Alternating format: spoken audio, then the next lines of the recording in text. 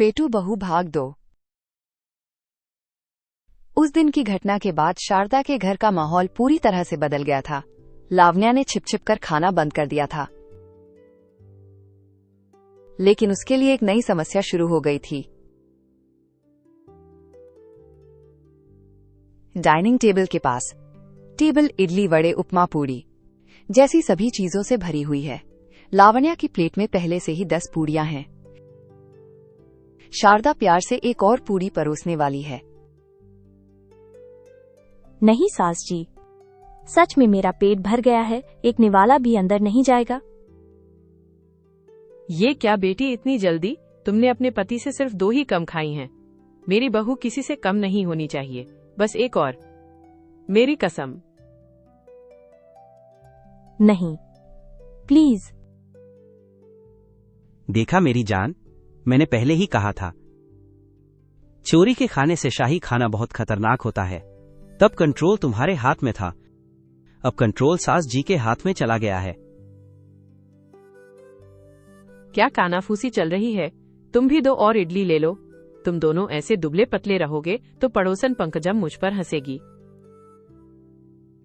रवि किराने की दुकान से लाए महीने भर के सामान का बिल देखकर चक्कर खाकर गिरने ही वाला होता है। देखा लावण्या, कमजोरी के मारे तुम्हारा पति चक्कर खाकर गिर रहा है। उसे भी ठीक से खाना खिलाना होगा। कमजोरी से नहीं माँ, ये बिल देखकर मेरा बीपी बढ़ गया है और मैं गिर रहा हूँ। इस रफ्तार से खाया तो जल्द ही हमें अपना घर अक्षय पात्र फाउंडेशन को दान करना पड़ेगा। जहां शारदा के घर में खुशियां छाई हुई थी, वहीं पड़ोसन पंकजम साजिशें रच रही थी। उसने अपनी बेइज्जती का बदला लेने और किसी भी तरह शारदा का घमंड तोड़ने का फैसला कर लिया था। गली के कोने पर पंकजम 2 अन्य महिलाओं से बात कर रही है। सुना क्या? शारदा दीदी के घर में गैस सिलेंडर 10 दिन में ही खत्म हो जा रहा है। वो लावण्या इंसान नहीं, एक खाने की मशीन है। पूरा गांव उसकी बहू की तारीफ कर रहा है, न उसका घमंड तोड़ना ही होगा। ये तो उनकी मर्जी है न पंकजम, हमें क्या लेना देना। ऐसे कैसे छोड़ दें? हमारे गांव का मेला आ रहा है ना। इस बार महाभोजन प्रेमी प्रतियोगिता हो रही है। मैं शारदा दीदी को चुनौती दूंगी। हिम्मत है तो अपनी बहू को प्रतियोगिता में उतारने के लिए कहूंगी। सबके सामने उसकी असलियत सामने आ जाएगी। उस प्रतियोगिता में पिछले साल का विजेता गुंडूराव भी हिस्सा ले रहा है ना। क्या ये लड़की उसके सामने टिक पाएगी? वही तो असली मजा है। गुंडूराव के सामने हारकर जब शारदा दीदी अपना सिर झुकाएगी तब देखने लायक होगा। तब पता चलेगा असली माजरा। शाम को जब शारदा घर के चबूतरे पर बैठी थी, तब पंकजम गर्व से वहां आई। क्या शारदा दीदी, सोच रही हो कि कल बहू के लिए क्या पकाओगी? हाँ पंकजम, तुम्हें इतनी दिलचस्पी क्यों है? पूरा गांव तुम्हारी बहू के खाने की तारीफ कर रहा है ना। हिम्मत है तो हमारे गांव के मेले में होने वाली खाने की प्रतियोगिता में भेजो। सच में उतनी काबिलियत है या नहीं, पूरे गांव को पता चल जाएगा। अंदर से आए लावण्या और रवि ये बातें सुन लेते हैं। अरे सास जी, मुझसे नहीं होगा, सबके सामने इतनी बड़ी प्रतियोगिता में। मेरी बहू की काबिलियत के बारे में तुम बताओगी पंकजम? अगर वो हिस्सा लेगी तो बाकी सबको अपनी जमानत जब्त करवानी पड़ेगी। फिर भी अगर उसकी इच्छा नहीं है तो मैं जबरदस्ती नहीं करूंगी। देखा, डर गई। मैंने पहले ही कहा था, ये सब सिर्फ दिखावा है। क्या कहा तुमने? मेरी बहू डर गई? लावण्या, तुम इस प्रतियोगिता में हिस्सा ले रही हो, ये मेरी इज्जत का सवाल है। तुम्हें जीतना ही होगा। माँ, ये झगड़ा क्यों? हमारी इज्जत हमारे पास रहे तो काफी है ना। नहीं, पंकजम ने मेरे स्वाभिमान को ठेस पहुंचाई है। हमें जीतना ही होगा बस। लावण्या और रवि एक दूसरे का चेहरा देखते हैं।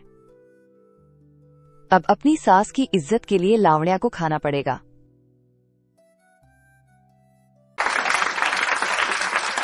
मेले का दिन आ ही गया। पूरा गांव खाने की प्रतियोगिता वाले मंच के पास इकट्ठा हो गया है। एक तरफ पहाड़ जैसा गुंडूराव तो दूसरी तरफ फूल जैसी लावण्या। शर्त लगाने वाले सभी लोग गुंडूराव पर ही पैसे लगा रहे हैं। मंच पर मेजों पर प्लेटों में सैकड़ों इडली वड़े और लड्डू रखे हैं। प्रतियोगिता शुरू हो गई। प्रतियोगिता शुरू। देखते हैं यह महाभोजन का ताज किसे मिलता है।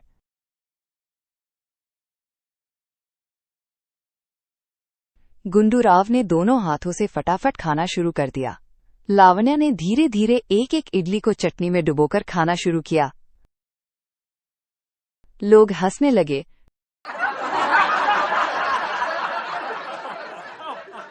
पंकजम के चेहरे पर जीत का घमंड था। लावण्या, तकनीक बदलो। आधी रात वाली फ्रिज तकनीक याद करो। समय बर्बाद मत करो। मेरी बच्ची, तुम ही जीतोगी। उसे देखकर डरो मत। उसका पेट तो बस एक पाना है। थोड़ी देर बाद लावण्या ने अचानक गियर बदल दिया। उसके हाथ मशीन की तरह चलने लगे। प्लेटें फटाफट खाली होने लगीं। गुंडूराव की रफ्तार कम हो गई, उसे पसीना आने लगा। भीड़ की चीखें धीरे धीरे लावण्या की ओर मुड़ गईं। अरे बाप रे, मुझसे नहीं होगा। पानी, पानी। गुंडूराव एक तरफ हट गया। लावण्या ने अपने सामने की आखिरी प्लेट भी खाली की हाथ झाड़े और उद्घोषक की ओर देखा।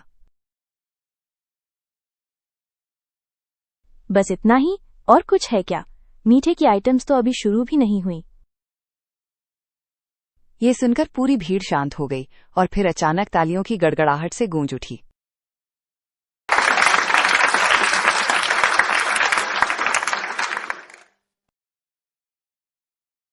पंकजम सदमे से चक्कर खाकर वहीं गिर पड़ी।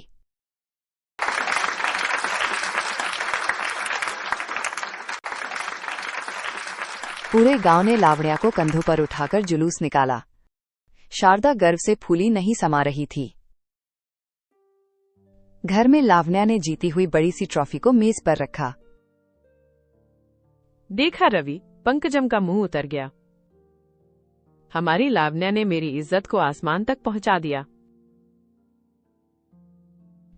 हाँ माँ, इज्जत के साथ इनाम में 50 किलो चावल की बोरी भी दे देते तो इस महीने का गुजारा हो जाता। कोई बात नहीं जी, इस प्रतियोगिता से मैं भी बोर हो गई हूँ।